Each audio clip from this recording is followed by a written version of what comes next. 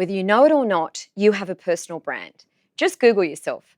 Personal branding is becoming less of a competitive edge and more of a requirement for anyone looking to grow their business or get that dream job or take their career to the next level.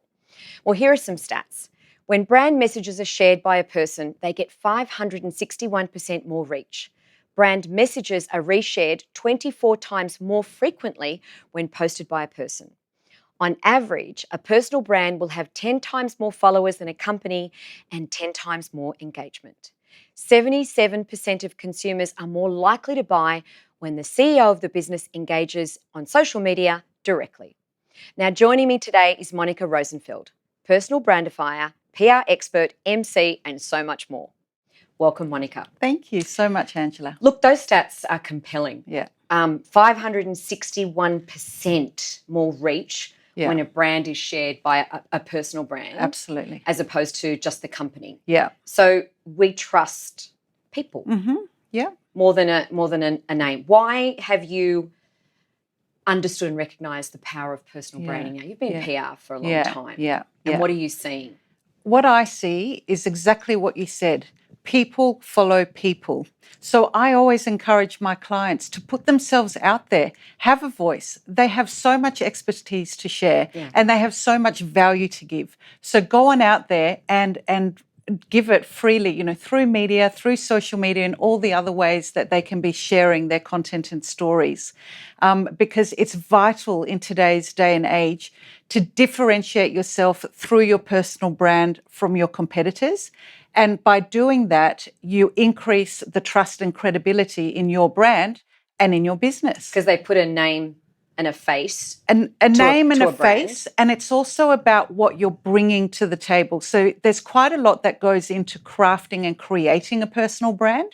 You don't just wake up one day and say, okay, I'm going to be, look like, this is my personal brand today. Yeah, it's just, so there is a bit of a process to go through. It doesn't have to be complicated, but it's really getting familiar with your values, the expertise that you want to be known for, and how you are going to create a memorable impression.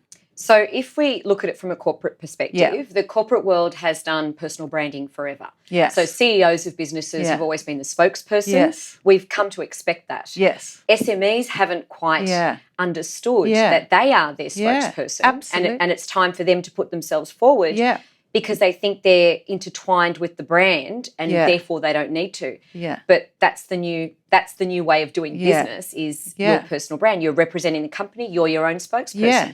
Well, it's more important than ever for small businesses because no matter what industry you're in, I'm sure you're in a crowded market. Yeah. And there's thousands of you out there and customers and clients have thousands to choose from. So why are they going to choose you? Well, by creating a powerful personal brand, you are consciously shaping the way you are perceived by the outside world. And that gives you an advantage because you are controlling your image and you are developing trust and credibility, which means, guess what? Your phone will start ringing. Instead of you having to chase down every hot lead, they will start coming to you because you have created that image that they are attracted to. So the bottom line is that we trust people more than we trust brands. Yes. And we engage with people more than we engage with brands. Yes. Except when we're not happy. A bad review will send it to the company very quickly. Yeah. But we know from the data that when people see a person, a real person, a human behind the brand engaging online, taking responsibility or taking the compliments, the trust rises. Yeah, absolutely. And they build that goodwill capital with their consumer. Now, if we have a look, when we say personal brand, it's two powerful words, but what is it and why is it important for business owners to create one, to take the time to build and invest in it? Because as you said, it's a process. Yeah, right? Well, a personal brand is like any other brand that you know out there. It's consciously creating a brand that influences the way people feel about you. So if you look at brands such as Nike or Boost Juice, a lot has gone into that to make you feel a certain way about that brand and you know what that brand stands for. So it's exactly the same with a personal brand. You are consciously thinking about what what's important to you and how you want to come across. What are your values? What do you want to be? How do you want to be perceived? And then importantly, what do you want to be known for? You know, what is that expertise that you want to share? And then how are you going to be memorable? It's great that you're clear on your values and you know your expertise, but how are you going to be remembered? Now, I know no one's going to forget me. Like I'm the redhead. But you've consciously chosen to do that, and that's the way you want to physically be remembered. And it really works. I've sort of come across people that I wanted to network with, and a year later they say, "Oh, I remember you. How could I forget that hair?" So it totally works. Look at Naomi Simpson. What does she wear when she's out in public? Red.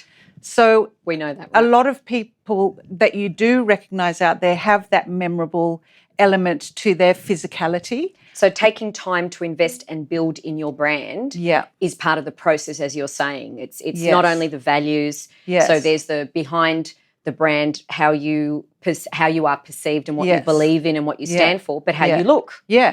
Yeah, exactly. And it doesn't have to be a complete makeover, you know, that one day you're this and the next day you're wearing fluoro. And that would be nice, though, a complete makeover. No one says no to a complete makeover. Yeah, but it's not about that. No, right? It's not about perfect. About that. It's just about taking one element that you already do or have and exaggerating that and making that part of your brand. Right. Now, let's look at PR. So you come at it from a very unique perspective because you've been in PR for a long time, building the brands of companies. And now you're also looking at personal branding, but more under magnifying it more, if you will. So PR is a great way to publicise your personal brand. What's the best way for business owners to get cut through with journalists? I mean, it's not easy. Yes. It's another investment, right? Time. Absolutely. Okay, a few things to remember. One, journalists are looking for content that will add value to and engage their audience to keep their audiences coming back for more and new audiences coming in so that the media outlet can get more advertisers and more dollars from advertisers. So they are looking for stories. They do need content. Yes. We shouldn't be worried that they're getting too many things. No. They can never have enough because they don't like 90% of it anyway. So. Well, they're looking for content. The thing is you have to pitch to them in the right way. And the right way is giving them content that will add value to their audience. Now, what most people do is they pitch a story and they think a story is, I've got an amazing business. Can you do a story about my business? And the journalist thinks, delete, and doesn't even look at that email. We get the same pitches. Yes, You know, I get people pitching all the time on, I've got a great business, you know, I'd be a good fit for you. No, not really. No. So I actually have a framework and I right now would love to share seven reasons to pitch to a journalist. And I'll go through it quickly because I don't have a lot of time to unpack it. And we want to record. Go ahead. But so reasons is the acronym. R stands for real life case studies. So telling the story through someone's life who you've transformed through your service or your product. E stands for the entrepreneurial business story. So not the story of my business is amazing, we're doing so well, but what's the backstory? The personal branding story. Exactly. Right? What challenges have you overcome? What's inspired you to start your business? What's the biggest mistake you've ever made and how have you bounced back and recovered? And only one mistake? Or several. Okay, just checking. A stands for awareness days. So there's an awareness day for just about every topic, every day, week, month of the year. There is. Every food, every type of business, every industry, every beverage, there's a day. So just hook your expertise into a day that makes sense, and that's already a reason for a journalist to look at your pitch and potentially run the story. S stands for statistics. Journalists love a good odd stat. I love data too. Yeah, data. We all love it. The reason is we look at it and instantly we feel smarter. Suddenly we know certain stats and we can go around thinking, gee, I'm smart. It's proof. Exactly. It's proof. Yeah, data's proof. And it groups things together, and as humans we like grouping things. It helps us make sense of the world. Yes, that's right. The chaos is suddenly minimised. Yeah, exactly. So O is opinion, thought leadership. Okay. Really, what's your opinion on the state of play of your current industry? Has legislation been passed that you can comment on?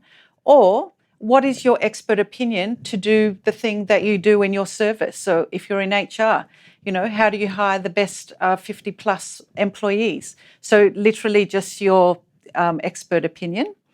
N stands for news hacking. So news of the day. Okay. Really tapping into what's the zeitgeist out there? What's everyone talking about? What's the media all in a flap about?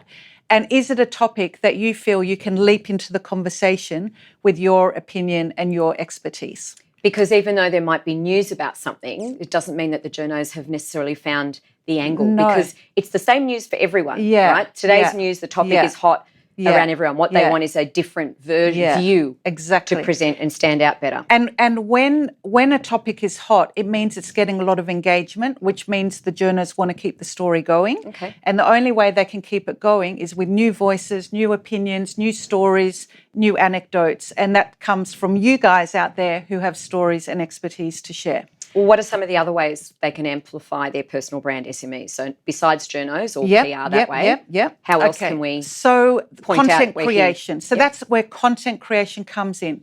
There's videos, and videos that you put out on your social channels. So YouTube, LinkedIn, Facebook, Instagram, whatever social platforms work best for you, they're the ones, or for your target audience, they're the ones that you should be investing in. Then we've got ebooks. Or books, go ahead and write a book. But if you don't have time, or at the moment that's not for you, write an ebook. That's just as valid to get your information out there. And it has great value, because ebooks, even though they're very common now, they're easy to produce. Yeah. It's still a long form way of putting out your credibility or your opinion. Exactly. Yeah. That's right. More space than a post on Facebook. Yeah, absolutely. There's presentations. You can go to, there's lots of networking groups out there looking for speakers on topics that relate to SMEs. So why don't you be that expert that goes out speaking to those people? We've talked about media. And they're just some of the ways that you can be sort of amplifying your personal brand and getting it out there. One question I do want to ask you is, what about personal brand and reputation and management of that? Because people forget, I think, with personal branding that, they put themselves out there and build their personal brand. Yeah. And they forget that on their personal Facebook, they're posting all sorts of wild nights on the weekend, and that can be in direct conflict. Yeah, absolutely. So people do have to be more aware when they start building their personal brand, right? You have to be congruent, and you have to be, it has to be, consistent. So if you're going to start putting yourself out there with your personal brand, you do have to start thinking about, all right, what else is out there, and really making sure that it is all consistent, because you're actually you're making a commitment to do something amazing for your business. It will take your business to the next level. And it won't be too hard to be consistent if you're being very authentic. That's where the values thing comes. Earlier, don't put forward a personal brand that you can't keep up. Exactly. Because CEOs in the corporate world, they're fired over the contrast in the personal brand and what the company stands for. So SMEs you can't fire yourself, or maybe you can, but SMEs need to be careful of what they're portraying. Yes. On their business Facebook make sure page. It's the same, that's right. And your values won't change, one for personal life, one for business life. It shouldn't.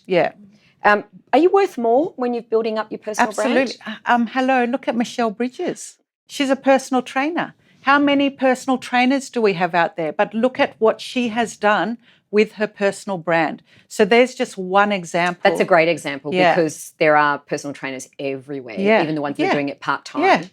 And she's not young. No. She's a great example of an older woman who's out there doing it. And she's had great stamina over the years, and she's really worked and carved that personal brand, and it's completely congruent and authentic to who she is. And she's diversified in her revenue streams. She's got food being released in general supermarkets, so it's not a niche area. Absolutely. It's mainstream. She's gone mainstream as well. The other one example I do use is Naomi Simpson. Like, there are so many experience websites out there. It's no mistake that Red Balloon Days is the one that everyone knows.